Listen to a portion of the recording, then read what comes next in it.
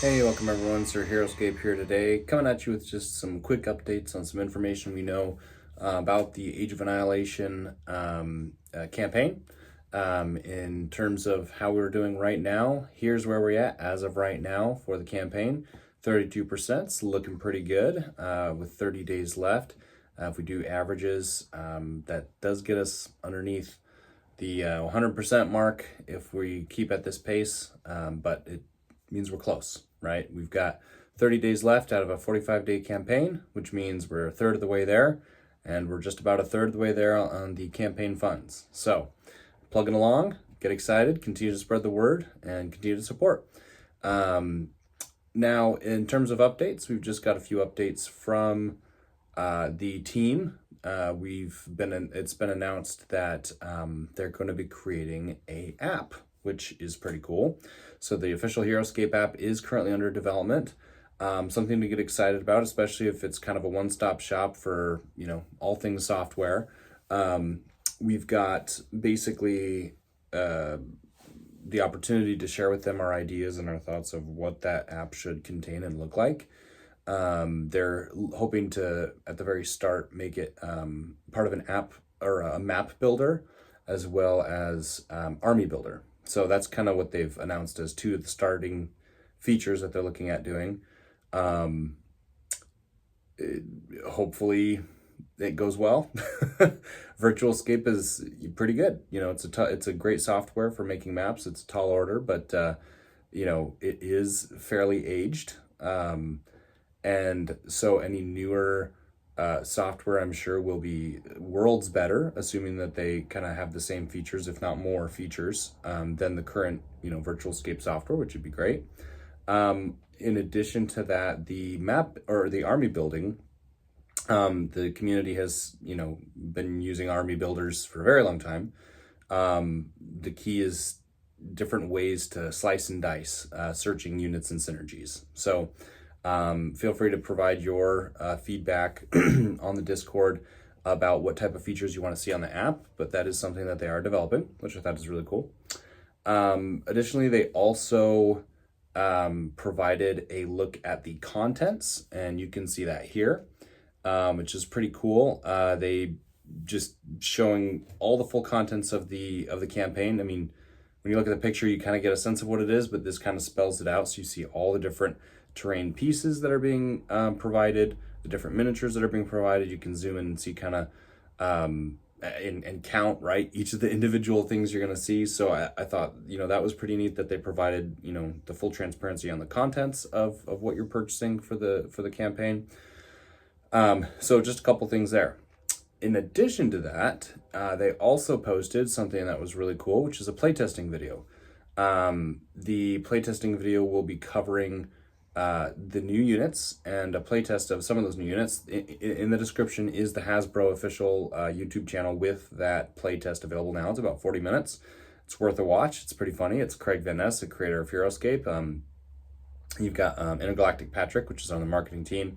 And then you've gotten Carmine from the Discord, who's one of the leads as well, who will be participating in the combat game. So it was really pretty fun to watch and see some of the new units and how those powers operate on the battlefield, which is really cool.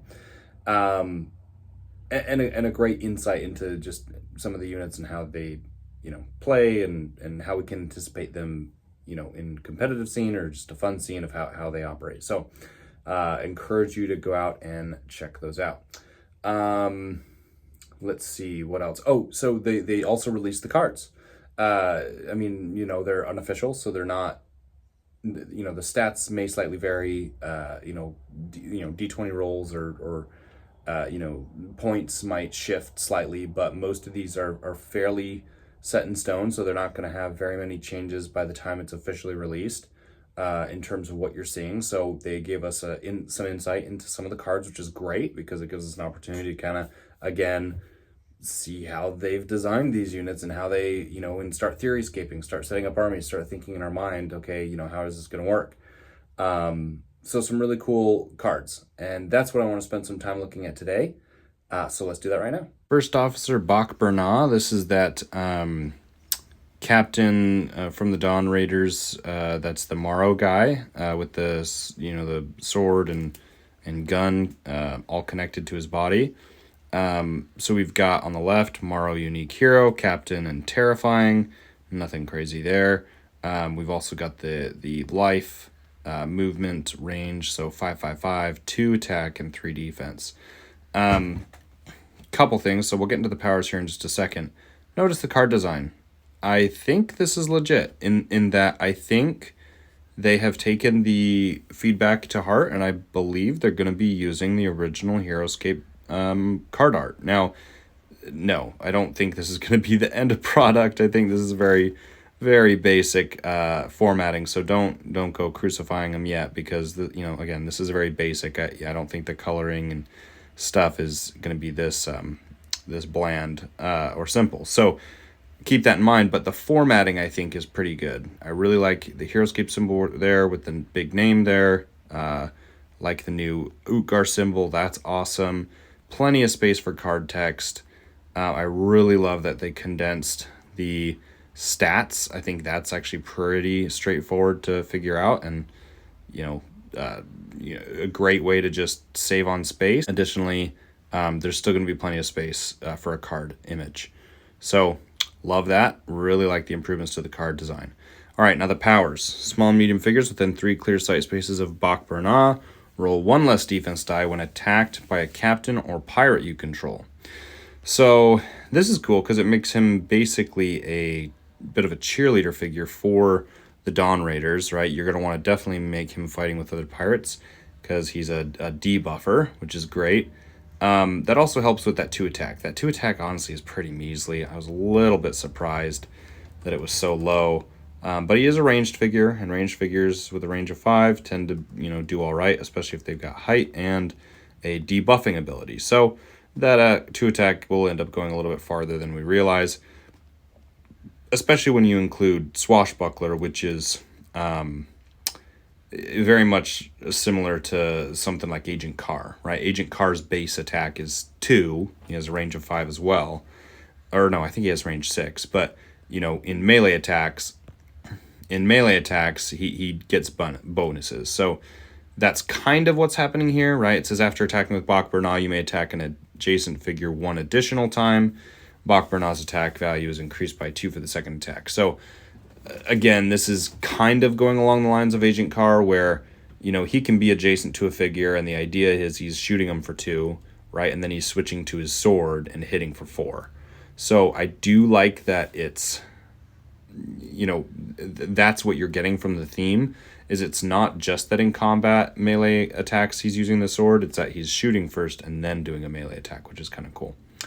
And then a very interesting ability, Utgar's Cutlass 14. When Bach Bernal destroys an adjacent figure with a normal attack, you may roll a 20-sided die, and if you roll 14 or higher, remove 1 wound marker from Bach Bernal, and he can't use it on destructible objects. So it's not a given. It's not a given heal, right? But we saw how those gnarly tubes were connected to his body. So essentially what's happening is he's gutting...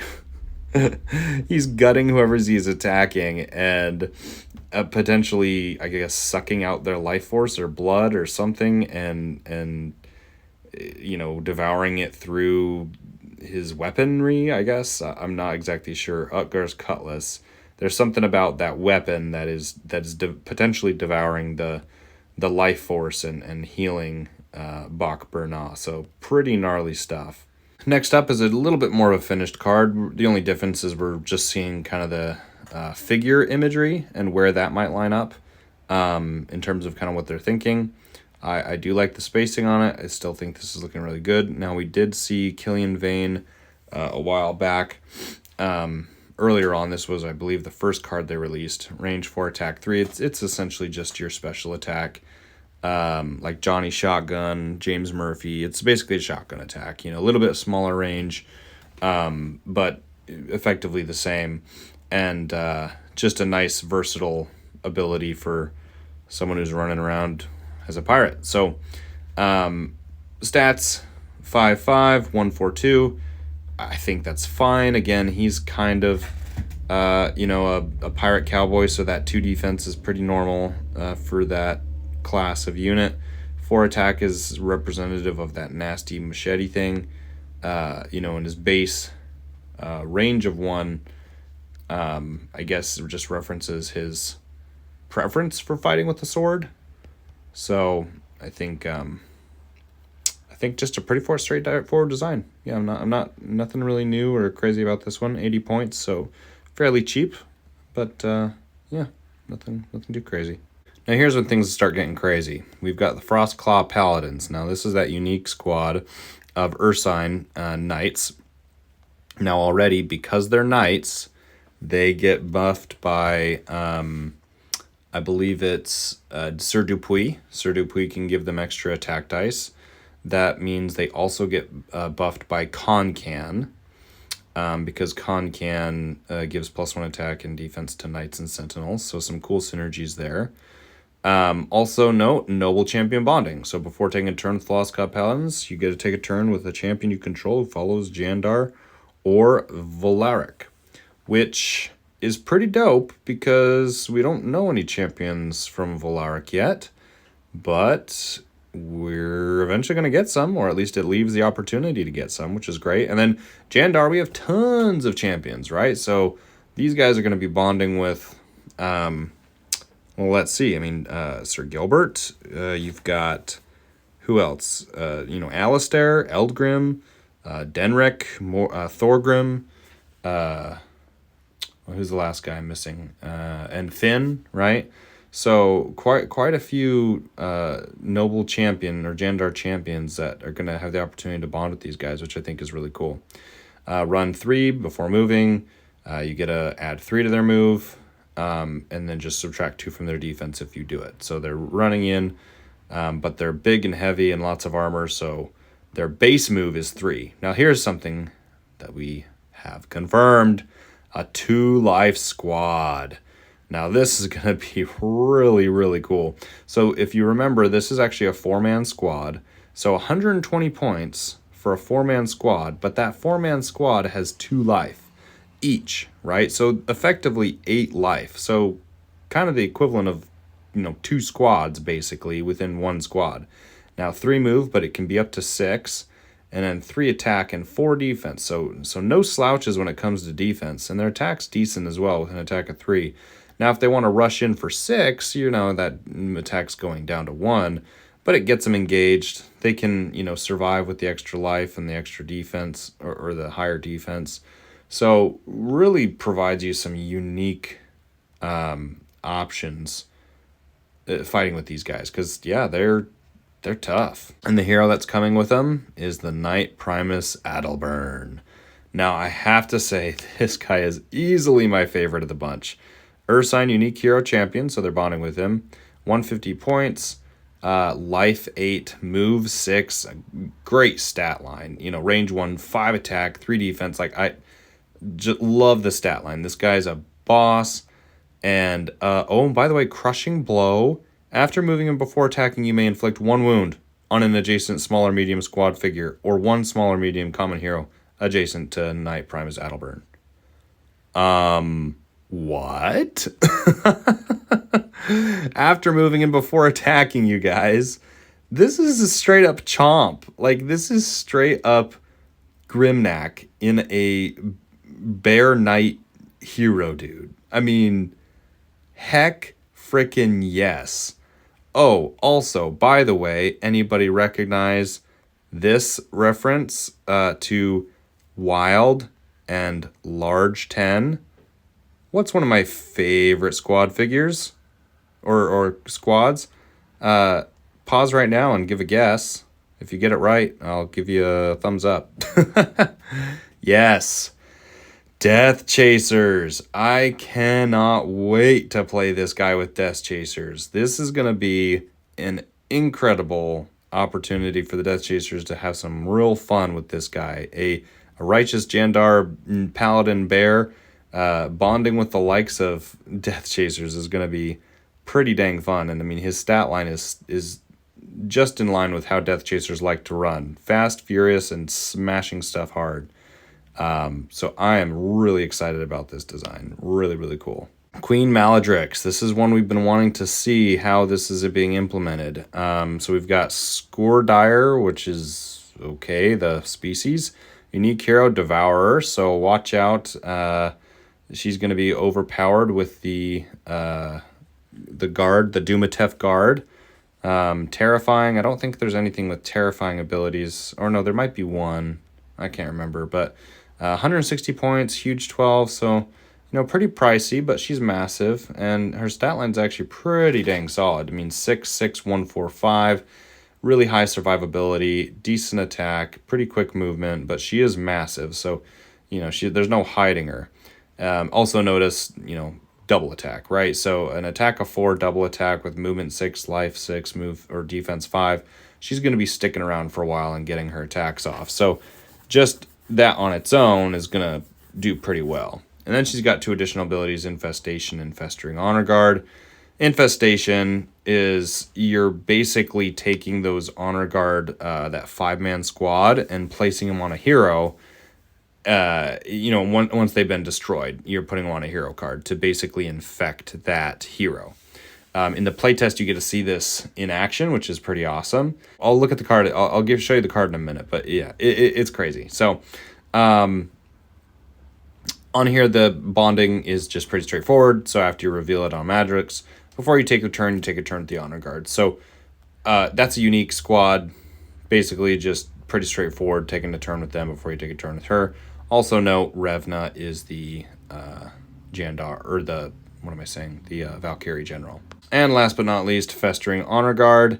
Again, Score Dire, Unique Squad, Minions, and Relentless. Okay, so there are some synergies with Relentless, mainly attack synergies, but nothing too crazy there. Oh, 60 points. Okay, so not too expensive, but the package deal ends up being 220 points if you mix them with Maladrix, which is a pretty hefty price. 1 life, 6 move, 2 attack, 3 defense, so not horrible stats. Again, there's 5 of them, which is our first 5-man unique squad, which is really cool. But we've got 3 different abilities. Climb is just kind of a given, nothing crazy there. Parasite. Now, this is the game changer. For the entire game, if an Festering Honor Guard is on a unique Hero's Army card. Now, remember, that's the Queen Maladrix is the one who puts the Honor Guard onto an opponent's card. So if there's one of those previously destroyed Honor Guard on the card, you roll the d20 at the end of the round. If you roll a 17 or higher, you destroy that hero. Which is just insane. If a Festering Honor Guard is on a unique Hero Army card, when it's destroyed by this power, a normal attack, special attack, or leave an engagement attack, place that Honor Guard back on a space the hero occupied if possible. So this parasite is inside the hero, bursts out of it, just shredding the hero to bits. No matter how many life or how many defense that hero has, this thing just shreds the body and casts it aside to only to come back, which is just grotesque and amazing at the same time. Motherless Rage. If Queen Maladrix the Conqueror is in your army, when she's destroyed, you may move any unrevealed order markers from Maladrix's army card to this card. Festering Honor Guard, add 1 to their attack value if she is destroyed. I think that's so awesome. Such a simple power, but it actually has some really cool applications because, their package deal, they're 220 points, and so if she gets focused down and gets murked, it really does kind of neuter the whole combo, right? And so I love that this ability allows for you not to lose your entire army in one go. Meaning, okay, say turn 1, someone jumps in and somehow just one-shots, the queen. Well, these Honor Guard are going to be a little bit pissed, right? So that's why it says Motherless Rage. And so all of a sudden, all the order markers go to them. They're a 5-man squad, and then all of a sudden that becomes 6 move, 3 attack, and 3 defense. That makes a lot of sense that they get extra attack because it's like, hey, we're going to avenge our queen. We're all mad, and so we're going to go and gank stuff. So a 6 move, 3 attack, 3 defense base unit with 5 units can now run around, take height, and all of a sudden, if they are on height, they're going for 4 attack, 3 defense, and 6 move with 5 figures. They can still do some crazy damage.